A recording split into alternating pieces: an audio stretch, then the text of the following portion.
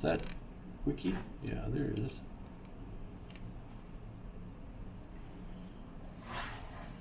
You can imagine all the letters he has after his name. He was the co-author, by the way, with Stephen Hawking in his book, A Brief History of Time, which is, if you read that or not. But he believes that when we have a memory and we go back into time with it, we can literally change the past. So we're, and how do you do that? You know, I mean, you know, it's a whole big interesting issue that with the quantum brain that arguably we have, and I'm really convinced of that.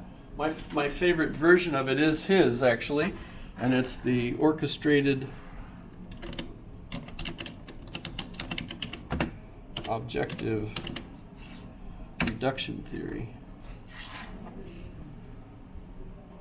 So you're familiar, I guess, with the idea that in quantum, can you see it? Too small? Is that Penrose? Yes. Okay, yeah, I got it. I was looking for his name. Sir Roger, they also call him. In any case, I bought one of his books from Amazon called The Complete Guide, or A Complete Guide to Reality. And I remember the day that Amazon delivered it to my front door. The package guy put it in between the screen door and the main door. And when I went over and I opened the door, it went thud. When it came into the house. That was fun. But yeah, as we're doing things, as we think, we can literally, in some sense, where in the quantum, things are possible in multiple ways. They're not real until you observe it. And if we observe something in a particular situation, it actually will change the way things were in the past. And it's interesting how they argue for this, because they say that, well, the particle is in these two places, and it's already over here, but when you change it, it actually forces it to be in the way that you've seen it. Does that make sense? Am I mucking this up? This kind of makes me think, have you ever heard of the term type 2 fun? You ever heard Type that 2 term? fun? Type 2 fun, yeah. I have not. So type 2 fun is like things that are kind of more fun after the fact. So like there's a lot of type 2 fun things that we do in Alaska. Let's say you go on a hiking trip or a camping trip and it pissed rain and everything you had got wet and it was miserable. We have a tendency of looking back on those experiences differently than we kind of go through them. And I think about a lot of the hardest times of my life. When I look back on it, I remember these sort of highlight reels of the times of enjoyment during that time.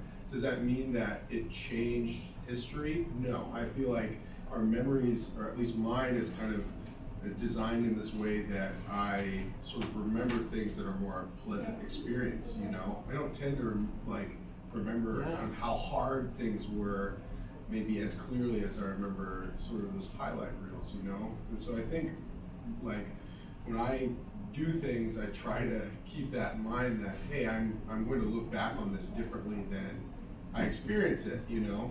And I don't know, listening to this kind of, that's sort of what I think of, is maybe our memories don't change reality, they just kind of create this highlight reel, you know? Yeah. Well, there are some specific occasions that he mentions, and it's actually much more proximate than the past. It's not years ago, usually. But it's still interesting, and I had that same experience. I was in the Army for 16 years, 9 months, and 3 days, and all my experiences in the Army were great. At least the ones you remember. I'm old enough now, I only remember the pleasant ones, you know. However, okay, so there's lots of different models. By the way, this relates also to things like geometry. When we talk about geometry, main geometry that we have is Euclid, and that's based on his book, The Elements. So we get the Euclidean geometry, and Euclidean geometry is, I think, also called plane geometry. I'm not sure what it says here, but so we think of straight lines. And so if we go to the Elements,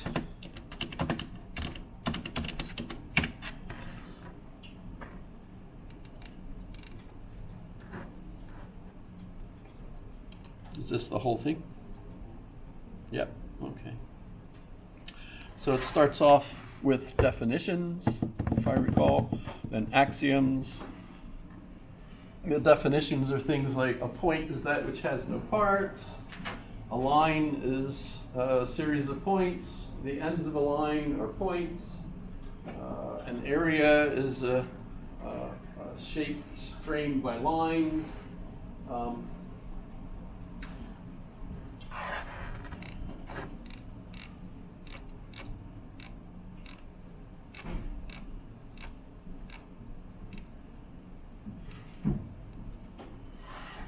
A point is that which has, well, of course you're going to, so here's the Greek, and of course it was in Greek, but you imagine the definition. But you get to a problem when you get to Proposition 5. Proposition 5 says parallel lines never cross, never meet, right? Well, when we move up much more recently to the geometry of curved spaces. So hyperbolic geometry, for example.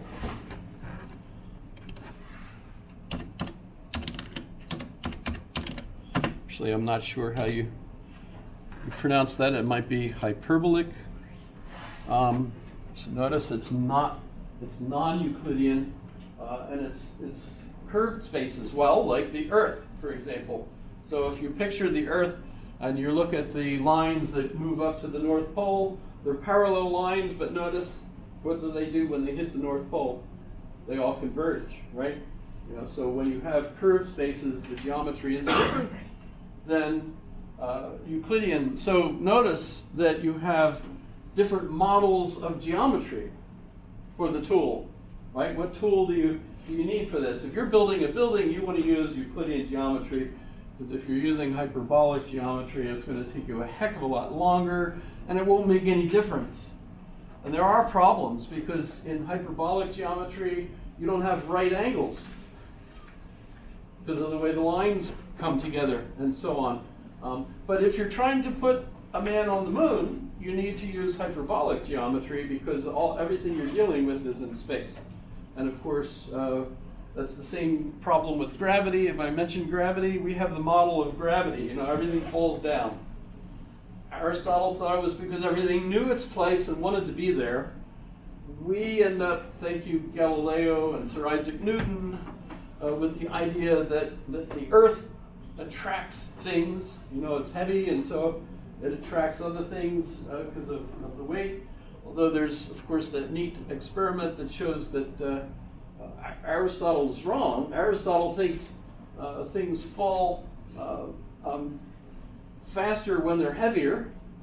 And Galileo hypothesized that no, that everything would fall at the same speed, even if it's like a feather. And they've done studies that shows that actually works, right? So you can have a feather falling in a vacuum that falls as fast as a bowling ball, right? They fall together. It looks funny.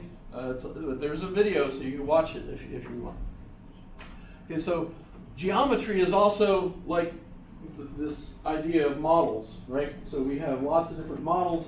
Some mathematicians thought, well, hyperbolic geometry was true and Euclidean geometry was false, and so it superseded the previous one. But I think that that's flat out wrong. Instead, what we have are different geometries for different tools. It's not like one is better than the other. And that's the main criticism of thinking that, Galileo, you're wrong. The earth is the center. It does not move. And the problem and actually Galileo was wrong. If you read the book about Galileo by Heilbronn, he explains that really the Pope understood the idea of kind of a relativity of models. And yes, This has literally nothing to do with what you're talking go ahead. about. So with the exams, it's the first exam is like in September later. Will we be just taking all of this out of like memory? Like, will the exams be like from memory, or can we use? You can use whatever you like. So if you want to use AI to assist you, certainly you can use it. I encourage it, actually. Okay. You're going to need these tools. Yeah. If you're good. I mean, if you look at what's going on in the job market, and if any of you are interested in getting a job later, you might be interested in looking at what the job market is experiencing, because they're predicting that a lot of the jobs that people can currently get and make good money at won't be there anymore, because some one poor bloke, if you're English, will be sitting there with AI and having to do the work for about 20 people or more, right? Which means that you're going to need to be familiar with AI and how it works and start using it, so that should you apply for a job and they say, do you use AI? You should say yes. Which ones do you use? Maybe we prefer you use this one. Are you familiar? Yes, I use that all the time. Okay, you're in. Whereas the person that, no, I thought that was forbidden. We weren't allowed to use that. They won't get the job, I think. I'm just guessing. So yeah, so feel free. I just count the words.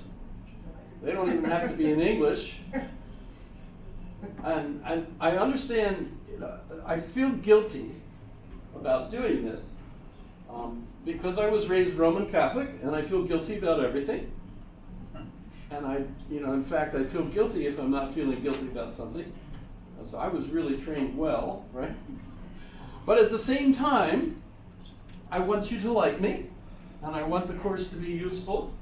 So I'm doing exactly what some old fogies, and actually I highly respect them, think that you're not giving credit to the student by making them memorize, making them do the work on their own. You should be doing that, because I'm belittling you by saying, yeah, you could do it this way. It's easier. Fine. I'm okay with that. A for you. They say that's terrible. That's not a good education. You're supposed to memorize things. Start off with Greek. Have you learned Greek yet? There are folks like that. George Steiner. Look up George Steiner. Well, he's dead now. So I can say things about him now that you can't say anything about. He's dead. There are people out there that think what I'm doing is terrible. Probably even here on this campus. I don't think you're terrible. I think you're actually really great. So I appreciate that. That really feels good. Reiterating what she was saying, very great. This is also touching on that test, like questions about the test. So there's 6 possible questions, and we're going to select 3 of them. Yeah. Can you give us like an example of what a question might be, just to give a heads up? They're posted.